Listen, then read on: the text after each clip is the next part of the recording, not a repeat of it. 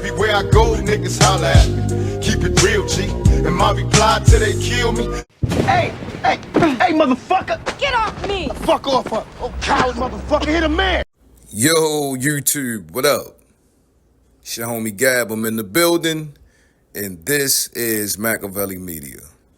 So I know I'm a little late to the party, right?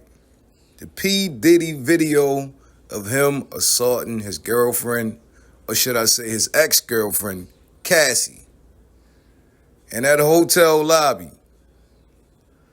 is appalling, it's disgraceful, and it's shameful.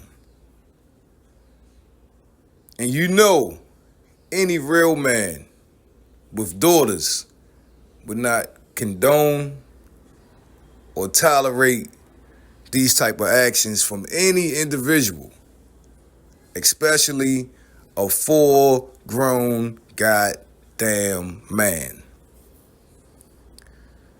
But you know what I thought would be dope today?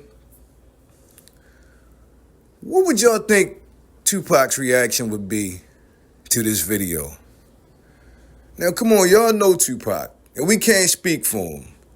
But Tupac's music, his art, his actions, and his own words already tell you everything you need to know. You know, one of the appealing factors about Tupac is that Tupac was a superstar in actuality. But down to his core, Tupac was the average, everyday man. That's the appeal of Pac. And you've seen that in his work. He could play a gangster. He could play a drug dealer. He could play a deranged individual. And he could play the average, hard-working, everyday civilian. Now think about Tupac's character, Lucky. Lucky had a lot of moral stability. Lucky was a working man who loved his little girl. He loved his mama, he loved his little girl, and yes, ultimately, he found love in Janet Jackson, right? But he was the polar opposite of Chicago. His homeboy, well, should I say former homeboy in the movie Poetic Justice, right? And P. Diddy, an old Chicago type nigga. Just think about it for a minute. Chicago had his own apartment. He had a job. He had a car. He thought he had it going on, right? He had some things that he considered to be luxury, right?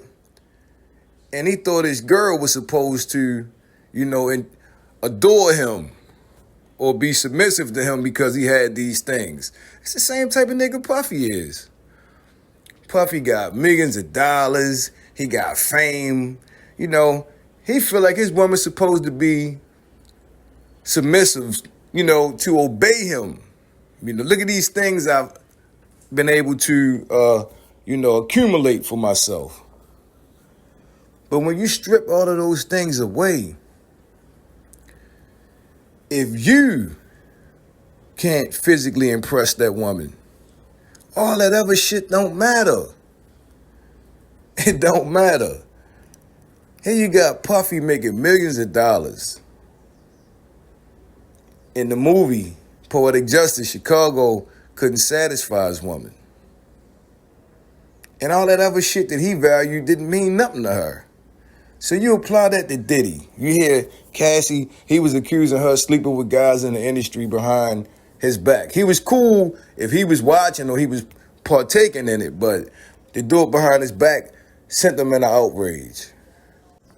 I mean, the nigga tried to have somebody's car blown up, bro. What else you want me to say? It's no defending this guy's character anymore. You can't make excuses for this dude. Now, I don't know what caused this particular beating on this young lady, but you can't justify it. No way, shape, or form. Some people would say, well, hey, the FBI released this on P. Diddy. Well, did they make it up? Or some people would say, well, he already paid for that. They shouldn't be allowed to do that. Yeah, but now you can see what he paid for. Does that not change what type of individual he is or who he is? Does her being paid for her injuries totally wipe out the fact that he was dead wrong for his actions? I mean, come on, y'all, don't be hypocrites. If this was your daughter, you would want to kill that man.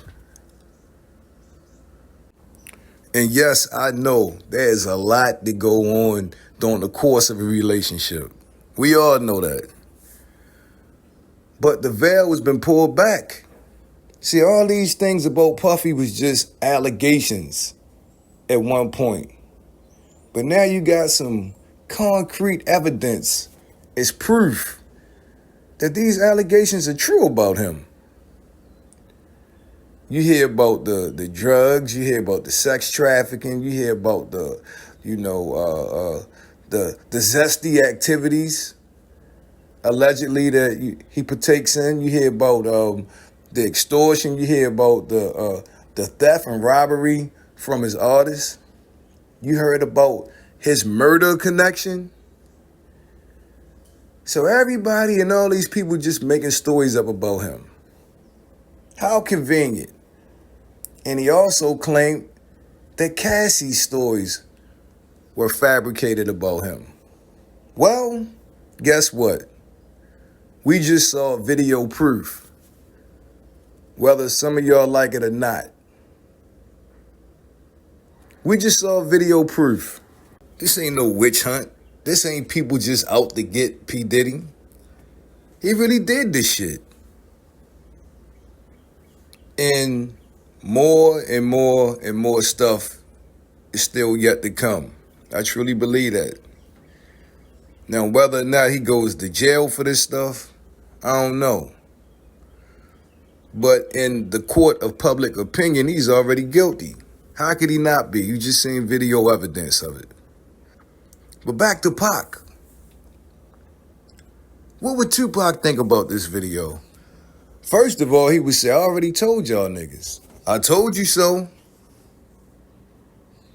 And you know how Pac was riding for females, man. You hear the music, you hear the subject matter.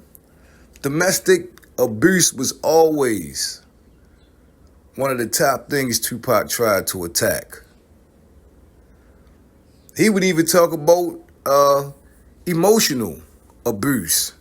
So when he tell you ain't nothing, don't believe him. And if he can't learn to love you, you should leave him. Come on, man. Talked about pro-choice. And yes, he talked about domestic violence. Can you get away? He told us not to support the phonies, man. And he disliked Diddy with a passion. And now we all starting to see why. Tell me what you think. Leave your thoughts in the comment section. Don't forget to sub to the channel. This is Machiavelli Media. Turn on them post notifications so you be the first ones to get it when I drop that shit. Look down right now, get a video thumbs up, and oh yeah, it's been a pleasure as always. I'm your homie Gab. I'm signing off. I'm about to hit y'all with the peace.